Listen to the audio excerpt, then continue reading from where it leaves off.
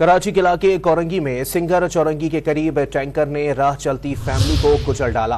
हादसे में एक बच्चा मौके पर जान की बाजी हार गया, जबकि खातून और दूसरा बच्चा शदीद जख्मी हो गया। हादसे का मजीद अहवाल जानते हैं डॉन न्यूज के नुमाइंदे मोहम्मद बिलाल से। जी बिलाल, बताइएगा।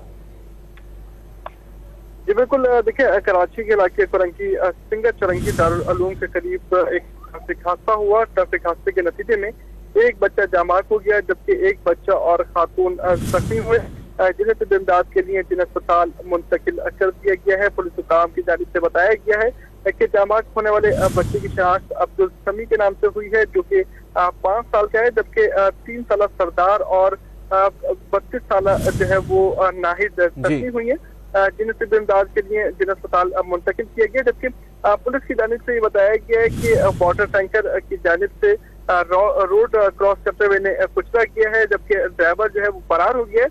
और ठीक है, बहुत शुक्रिया मोहम्मद बिलाल अपडेट करने के लिए।